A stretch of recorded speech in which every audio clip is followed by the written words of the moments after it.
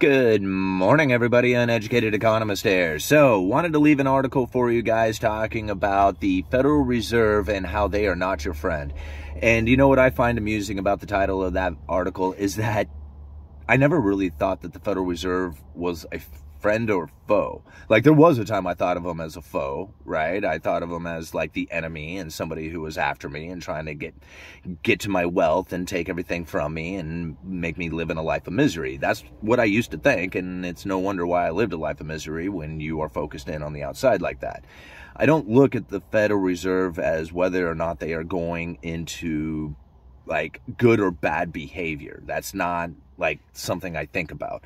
What I think about is the Federal Reserve strategy, their monetary policy, what it is that they do to try and conduct their monetary policy, and how it is that I can best conduct myself in order to be the best that I can for me and my family. I mean, it's not the Federal Reserve who is responsible for me and my happiness and my prosperity and anything else that comes from it. They are in charge of the monetary policy. They are in charge of currency. And I think what gets a lot of people frustrated with this is that they don't really look at the money that we use as currency, because it's not really money, it's currency. Money is something that has a store of wealth to it. Something like gold and silver that once was used as a currency is also a money. But fiat currency, like we use it today, is not a store of value. And when people look at it as a store of value and then look at the Federal Reserve and they say, hey, you're destroying the store of value, you know, taking away my purchasing power, causing all this inflation through all the money printing and the conducting of their activities, then this is really where I think a lot of people just start like losing grip with what it is that they were like supposed to be doing with their life. Right? Because they look at the Federal Reserve and say, you're the problem, right? Even this is what I'm trying to get at with the title of this article. They're not a friend or a foe. And so when I look back through the Federal Reserve and I study their speeches and I, try and figure out what it is that their strategy is, it's very clear what they are trying to do, right? They said it a while ago. Interest rates, the neutral interest rate, where the federal funds rate are neither restrictive nor accommodating the economy, were too low, right? The neutral rate was close to zero. These were all complaints that the Federal Reserve had prior to the pandemic or any inflation or any money printer go burr. I mean, they were talking about this quite a while ago, and we've gone over this many times on this channel. And so when it comes to what the Federal Reserve is planning to do for the future, I've said it many times. They are going to keep interest rates elevated for a significant amount of time, even after the inflation comes down. And so when everybody's focused in on the CPI, this consumer price index, and then trying to say, look at the inflation that's taken place and the Federal Reserve has lost control and all that other stuff, I don't look at that consumer price, that CPI. That is any number they want it to be. Like, they don't judge, like you look at inflation today and say, and you give it a number, right? And you say, it is X, right? And you say, comparatively to the early 80s, it was X, right? But it's not X to X, right? It's not the same comparison. They do not judge inflation the way they used to.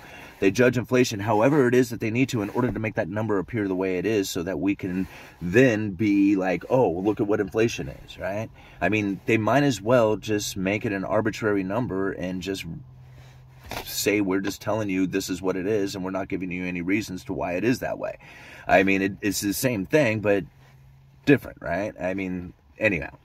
So when it comes to what the Federal Reserve is doing, I don't necessarily look at like the actual number of what it is, but the direction it's going in by how much. Like, that's the important part, right? And so now when we look at what it is that they are looking at, they're looking at how much inflation that they are expecting coming into the future. And now when you look at the bond market is saying, hey, this inflation thing is coming to an end, and we do not expect the Federal Reserve to keep the interest rates elevated for a significant amount of time. So the bond market is calling me wrong, right? I mean, they're just straight up saying it. But everything that you hear from the Federal Reserve is saying what? That they are going to have to stay true to the job is done, or whatever. I forget exactly what their slogan is right now, but basically they're saying that they are going to, keep the interest rates, keeps the Fed funds rate elevated for a significant amount of time. And they don't really say what that is. They say until the job is done. Now, I look back on what it is that their target is, that 2% inflation over, the course of time. I mean, low and stable prices. I mean, this is what they, that their mandate is, low and stable prices and full employment. And so that low and stable prices of 2%, this is really where, people are focused, right? Because they're looking for that 2% target. Once they hit that 2% target, they're thinking, okay, the Federal Reserve has achieved their position, right? But that's not what it is. It's a 2% target over time. And that's really critical to try and understand, because that's the reason why the inflation or the interest rates are going to stay elevated even after the inflation comes down, is because they're going to go for that 2% inflation over time. Now, the problem with keeping interest rates elevated is that typically that would cause the jobs market to be in shambles, right? There would be a lot of layoffs, unemployment, people would be not being able to participate in the economy because they wouldn't have any jobs. But this is a very unique situation in which that we have a lot of layoffs taking place. At the same time, we got a tight jobs market. There is so many available jobs out there that the layoffs that are taking place are being filled into the available jobs that are out there, and we don't see the rise in unemployment. Who said that this was going to happen? Right? I mean, this is exactly what I said was going to take place, is that the Federal Reserve was going to try to knock the heads off the zombie corporations, because this is really what's taking place right now, is that there is a lot, excuse me, there is a lot of malinvestment. Now, malinvestment is when people took out debt that they really shouldn't have done to buy something that probably is not going to be a very good profit to them. Or even worse, gone the other way and turned into a zombie, in which that unless you get increasingly more debt brought into that particular project, then the thing will go bankrupt or go south, go whatever. It'll go bad. So it's the increasing of debt going into the zombie corporations that is needed in order to keep them alive, that is coming to an end, and you're seeing it happen. Every time they have a wave of layoffs, that is them trying to keep the zombie alive, right? Or just trying to get back into profit again or be profitable. In fact, I'll leave a link down in the description for an article where they're talking, I forget what major bank was saying that they should have been laying off people a long time ago, a year earlier or something like that. And it's not a surprise. I mean, when you're all of a sudden flushed with cash, what do you do with it? You're like, man, I got to do something with this, because if we have all this money, we're going to have to pay taxes on it. We got to write this stuff off. We got to, do something. Let's expand our operations. Let's buy more buildings. Let's get more equipment. Let's hire more people. Let's do the stuff that, we got more money. We were all of a sudden had these low interest rates that we were able to gorge on incredibly cheap debt with. And a lot of people did it. A lot of corporations did it. A lot of governments did it. And so now here's the position in which that now we got the tightening economy coming up, and the ability to acquire that cash in order to pay off your debts is going to get very difficult. And this is really why you're seeing the layoffs taking place. Eventually, the hiring is going to stop too, right?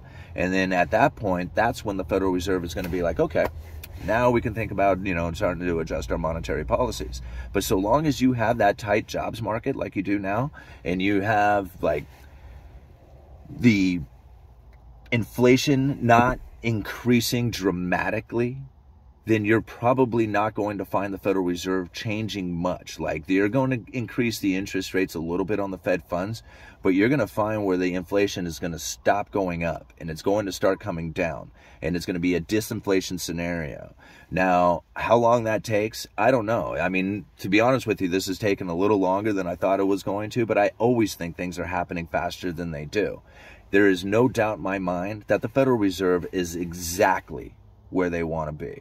They talked about this being the case. They knew that they had to get the neutral interest rates elevated. They were looking for inflation. They had an inflation expectation that was anchored too low. In fact, it was right here. I love this speech. I go over it over again. It's Monetary Policy Strategies for a Low Neutral Interest Rate World. I'll get the link for it. I'll leave it down in the description. If you have not read this speech, this is incredibly telling of everything that we are experiencing right now. Now, you got to think, this is 2018, prior to all the pandemic and everything else that was taking place. He puts it in here. In other words, monetary policy is always swimming upstream, fighting a current of too low inflation expectation that interferes with achieving the target inflation rate.